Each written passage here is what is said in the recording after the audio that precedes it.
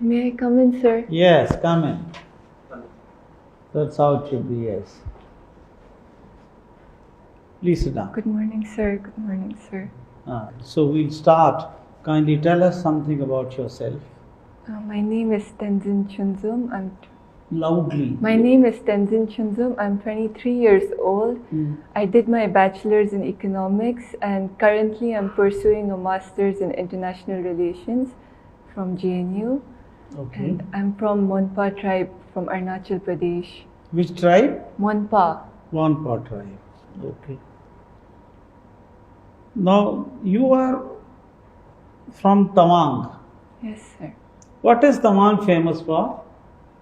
We have the largest monastery in Asia in Tawang. Mm-hmm. So that's one thing.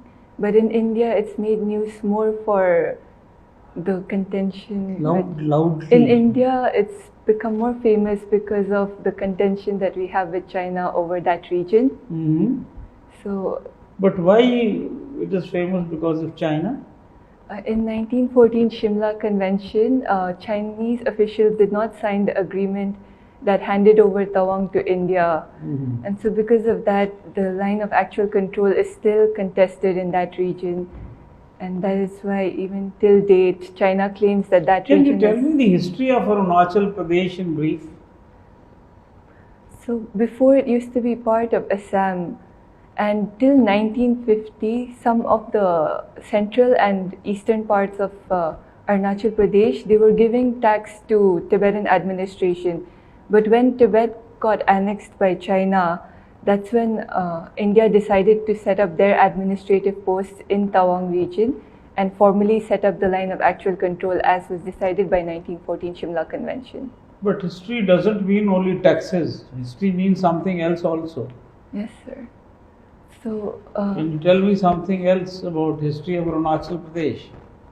That whole region has been isolated from India at least for a very long time. Mm-hmm. And that is why even from each other because of the geographical... But was there a king or all? How much old history it has? Is it recorded history somewhere separately? There are 26 tribes in Arunachal, so every tribe has its own history. As far as my tribe goes, we were always paying taxes to the Tibetan administration and considered to be tell me, why not only you, but people from Northeast watch only Korean dramas? So I think it has something to do with representation. When we watch Hollywood and Bollywood films, you don't see a lot of people with our features on screen. So wanting to see yourself... more because of your Mongoloid features? You feel more closeness to the place? That's not exactly closeness, but you just want to see yourself, someone who looks like you on screen. Yeah, same thing. Yes, sir. Same thing. So and same is with mangas, is it? Sorry? Mangas also the same thing? Mangas is more of a comic book style, so there's no features to find yourself No, but because it is Japan, that's why. Sir. Is that so? Could because be, it's Japan? Yes, there's an affinity to that. Again, place. affinity because of this. Yes, because the rest of India, as we come to the mainland, yes, sir. They don't watch either the Korean dramas, mangas. They are not very popular here. But in the entire Northeast, these are very popular. Sure. Okay, you tell me this about GST. You're an economics student. Certain items are excluded from GST. Which are those items? Alcohol for human consumption is excluded. Mm-hmm. That's mainly because that is one of the biggest source of revenue. Okay, what else is excluded? Petroleum and diesel are excluded again because it's a big source of revenue. So it'll be. So what else? And I'm not sure apart from that, sir. You are not sure. Now, you have read today's newspaper? Not yet. Not today's news. Why not? I was traveling from a bit far, so it took time. Where are you traveling? Where did you come from? Vasant Kunj. It's not very far. It was... Now, anyway, IMF has said, the working paper for IMF has said that India's extreme poverty was prevented during pandemic due to the free food grains given by the government of India. Are you aware of this? Yes, sir. I happened to glance upon it. You happen to be. Yes, sir. Would you agree with this statement? Yes, sir. To a large extent, our food relief program was very So helpful. that means India has done well.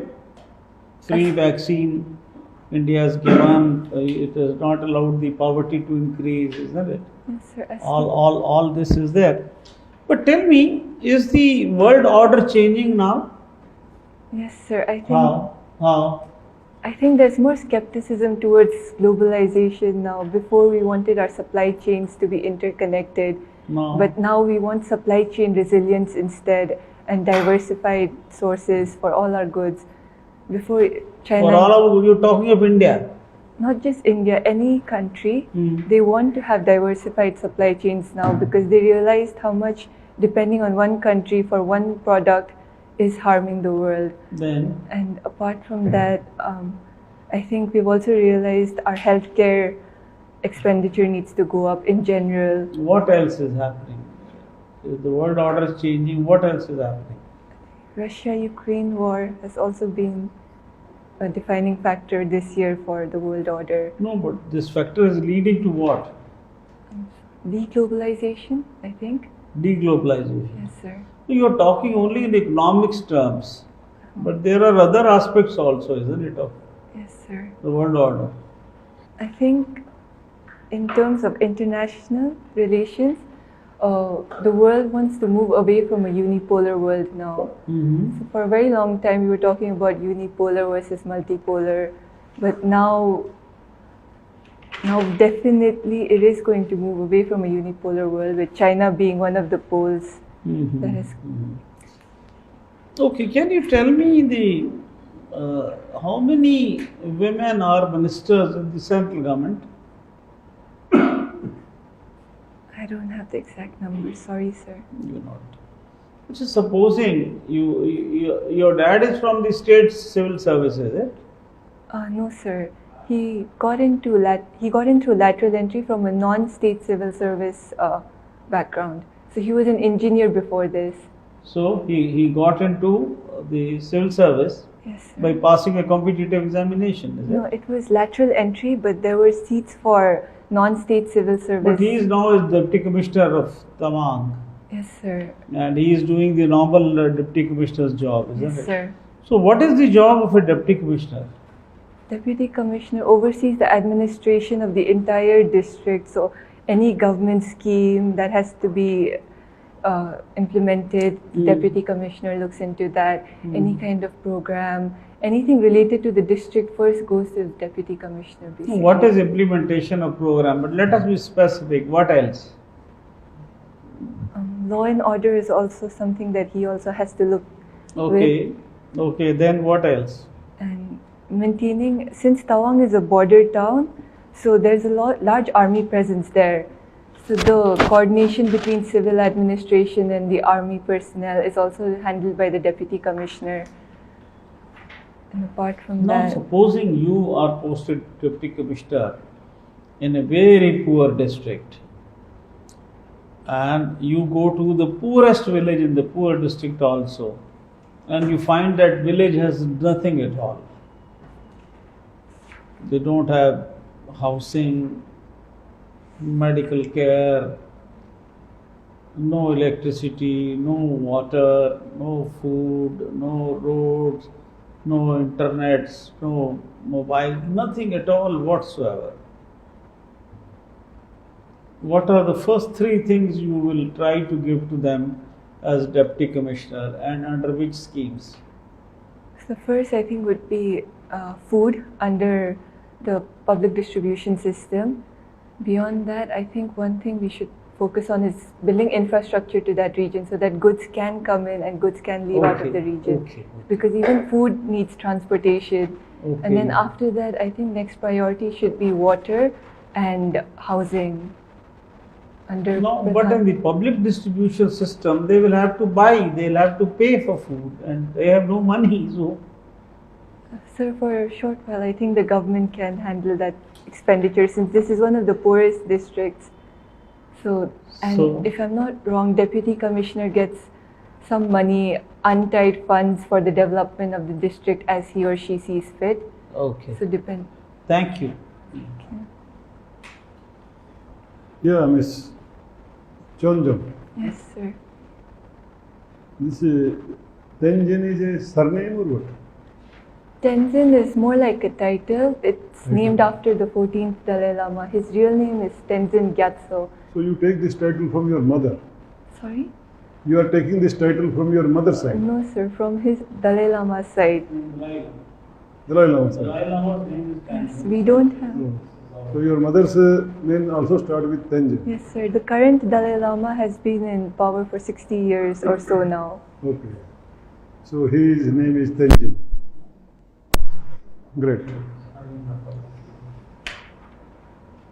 Okay, you you have been a graduate from Lady Sri Ram College, Yes, sir. economics. Yes, sir. So tell me, if you happen to be, imagine you are the economic advisor to the Prime Minister of India, what changes would you suggest to him for the country's economic growth, sustainable economic growth? I think one place where we're severely lacking is our industrial growth, our MSME sector, because of which even when we develop our agriculture, the workers that come out of agriculture don't have alternative employment.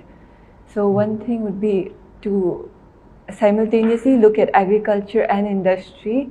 So industries like food processing is a gateway industry to agriculture. Industry as such or MSME? MSMEs should be our primary focus because So they're... what suggestion you will make regarding that? Is a very general comment that MSME and agriculture. Yes, sir. So in agriculture, suggest one or two things, specific things, and in MSME also two specific things which government should do, which they are not doing now. In agricultural sector, I think agricultural marketing, we need to make more APMCs closer to the farmers so that they can actually sell their produce without going through middlemen. And apart from that, in agricultural sector, I think we should bring in land titling conclusively so that the land can be used as collateral for getting loans. And in terms That of... is already there. Yes, sir, it's undergoing. Land is collateral for taking loan from the public sector banks, Yes, sir. isn't it? That is Kisan card and all that. But conclusive land titling hasn't taken place. Our land is still contested in many See, regions. one of the biggest problem in agriculture is that availability of credit at lower interest rates. They take credit from Yes, private sources, which is at very high rate of something like 2% per month. So tell me how to tide over that. Sir, Kisan credit card is one scheme that could be more But banks widely are not having that money. Sorry, sir. Banks are not having, they have a very limited allotment for Kisan card. Yes. So what you will suggest to the government of India? I will suggest the government to increase the allocation for this scheme and Basically, to... it's a very logical thing, of course. Any other, in MSME, what you would like to suggest?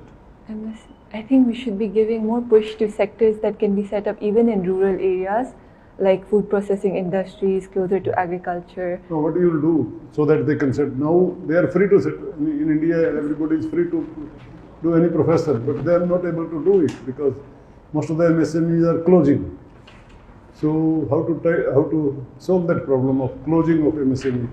That means they are going in losses. I think incentivization for them to actually set up the industries, and what the government can do is plug and play model is also very famous. What? Plug and play model where all the clearances and infrastructural development will be helped by the government, and all the industrialist has to do is come and just set up. They face a problem of marketing, Yes, sir. competition from the big industry. Yes, sir. How to solve that problem? How to make them more competitive? MSMEs need hand-holding in that way. They need a bit of marketing support, how to market their products, how Okay, to... we'll go to the next question. That is about your opinion on the electoral bonds. Yes, sir.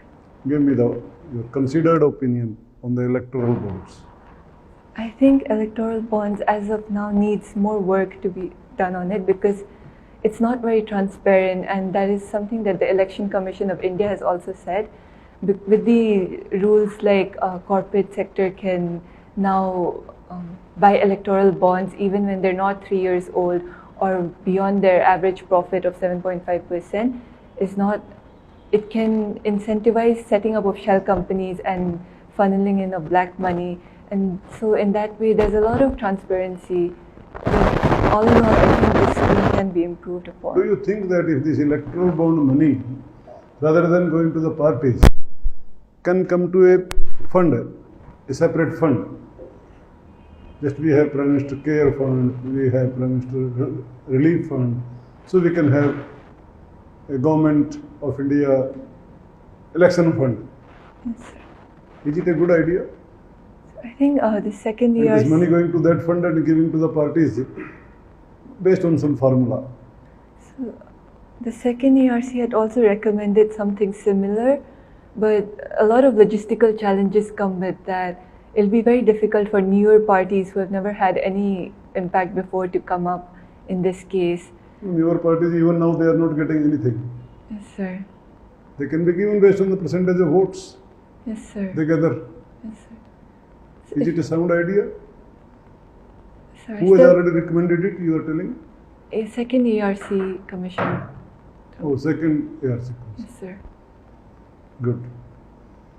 Tell me, the last question is, Ukraine-Russia war is going on. Yes, sir. In any case, sooner or later it is going to end. At the end of it, how do you see the position of India in the international relations? India will be having a better position, same position, or lower down status in international relations?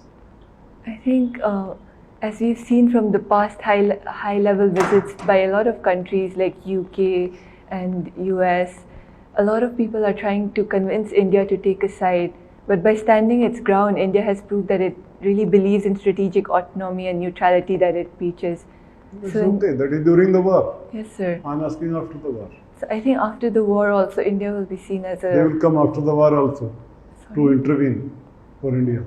No, not intervene, but I think after the war, India will be seen as a power to contend with. See, I'll give you a small scenario. Yes, sir. As you told earlier to the other question, that it is no longer going to be unipolar world. It's going to be bipolar or more than that. Yes, sir. In that case, in Asia, which is the power you are thinking of going to get the edge, going to be the important power in strategic sense? I believe it will be India and China, sir. Not India and China. It is one you have to name one, which is presently more economically sound, all those things. Then I would place my bet on India. Better India. Should be India. Yes, sir. But realistically, articles, if you read, they are telling Russia is going to be closer to China. Yes. Russia and India are said to be swing states. So Russia is no longer swing, it has already swung. What India will do when Russia, China comes closer, including Pakistan, at the end of this war, and US and Europe other side. So then Sir, in what terms will of happen to India's international relations? our economic importance, China, it has been proved by their recent market crash that China doesn't have a very sound financial system because of the lack of transparency. Okay. And India, being a democracy, has that plus point that people can trust and invest in us. Good, good. Thank you.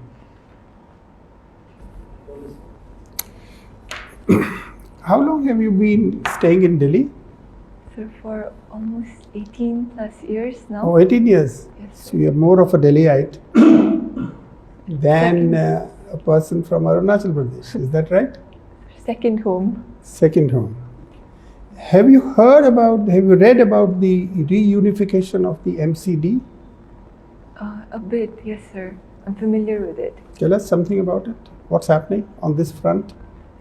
3 municipal corporations are being Which are those 3? I'm sorry, sir, I don't remember Okay. the names. I just know that it is because of some financial problems. Some of them are heavily leveraged, but others don't have enough funds. So that this way, all of them will have resources to carry on development. Is that the only reason why the reunification is being done? As far as I'm aware, Which means the trifurcation of the MCD to north, south, and east did not work. Any idea why it did not work? Or why it's deemed to have not worked? if I'm not wrong, it's mostly because South Delhi was able to develop very fast, but the others weren't. And so because of that, there's a relative deprivation happening in the MCDs. Some have enough funds to carry on developmental work, some don't. So Is there any other agenda I'm not of the sure. government? I haven't seen this. Okay, tell me, why has India been unable to realize its potential to become an economic power? After the first generation reforms, there was a lot of work that was left to be done. And so till now, we haven't started on our second generation reforms, like our land reforms, labor reforms. It is undergoing now, and our agricultural marketing The reforms. land reforms as well as the labor reforms bills were introduced in Parliament. Yes, sir. What happened to them, particularly on the land reforms bill? Sir, it wasn't implemented well on ground. It was withdrawn, Yes, the sir. land acquisition. Why was it withdrawn? Political pressure was. That's what I'm saying. India hasn't been able to realize its potential. Is political will lacking? Is that the reason? I think there is a need to build consensus on this before you actually introduce these bills. For example, the agricultural marketing reforms, overall they were an economic boon, but because we were not able to build a consensus and bring the stakeholders on board, the people were not able to realize how it could help. But if the opposition is obstructionist, how do you build a consensus? See, the opposition will oppose anything that the government will propose. Even on the farm laws were proposed, initiated initially by the opposition parties. But when they were introduced by the government, they were opposed. So how do you get consensus? Sir, the government should talk to their own electorates, not the opposition. The opposition parties have to be taken into confidence, but it is their job to oppose. Is there something wrong with the system? Sir, no, I Democracy, getting consensus, getting everybody to say yes, otherwise things don't work. Look at China. They have an objective and they fulfill that objective. Opposition or no opposition. That delivers economic benefits to the people. Sir, I don't think that has anything to do with whether it's an authoritarian government or a democracy. Why not? Why not? Because in democracy you want everybody to say yes. In the Chinese system, no. Sir, but once you have a consensus in democracy, everyone is willing. So it'll give you better results in the long run. Chinese system is now falling apart because of the authoritarian regime. It's falling apart. Why do you say So that? recently there was their land market crashed. One of the But that's all right. Even in the US, Lehman Brothers crashed. Yes, sir. So democracy and authoritarian regime, same problems, despite the system. Okay. Now, tell us, with your background in economics, your perception on the future growth, GDP growth in India. How does it look like? I think we can expect double-digit growth. It's mostly because how well we've recovered from the pandemic after the second wave. And as a lot of economists are saying, it's been a V-shaped growth. Moreover, we took the pandemic time to bring in some reforms that were long pending, like our labor market reforms. So if those are implemented well. Then we went back on them. Yes, sir. That's what I'm saying, my point. You take one step forward, move back 2 steps. Because the system doesn't allow you to introduce second generation reforms.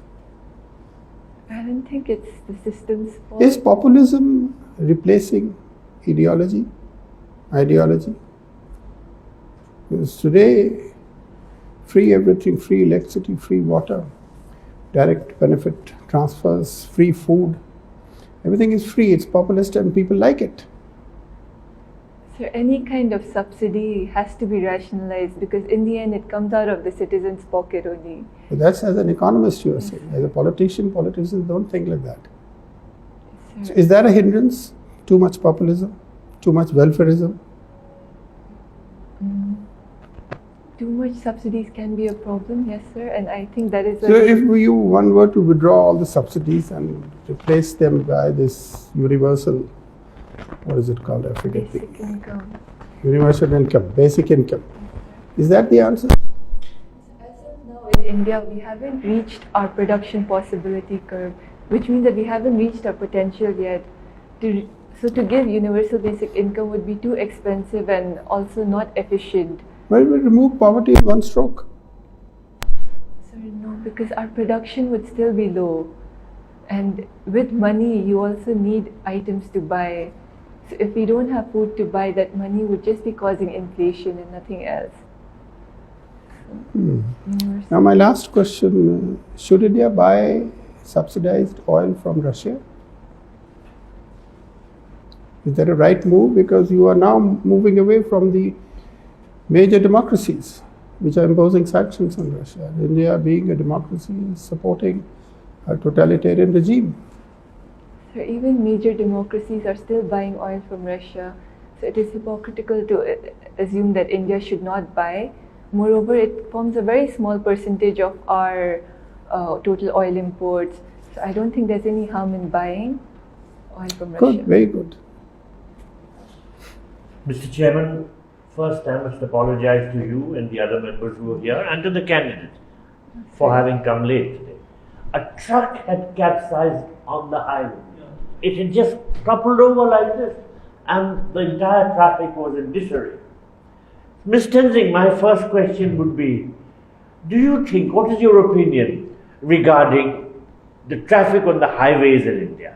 Is it well managed or it is disorderly? How things could be improved?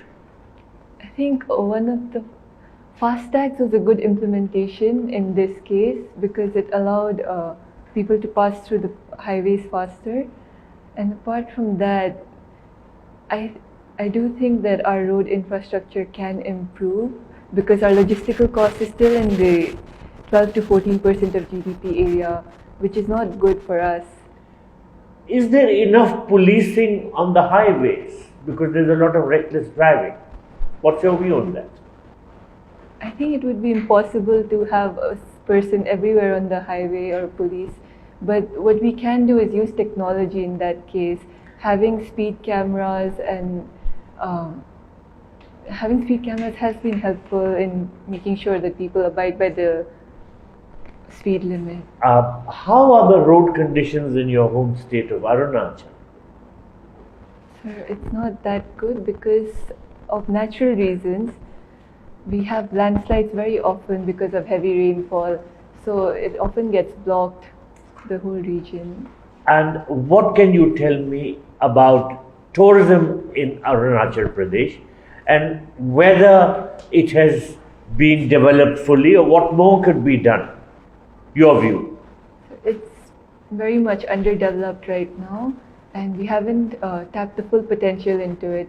So Arunachal could be a wonderful place for adventure tourism, eco-tourism, to see the village life because there's still preservation of culture in our villages. And I think this can be done by using the Sikkim model. In Sikkim, entire villages have been declared as homestay villages by the government. And the government gives funds to each household to build a room and a washroom. And then the tourism department sends turn-wise tourists to that region. And so the whole village benefits from this. How adverse has been the impact of COVID on tourism in Arunachal? So since our tourism sector was anyway not a big factor in our growth or our GDP, so it hasn't been very much affected.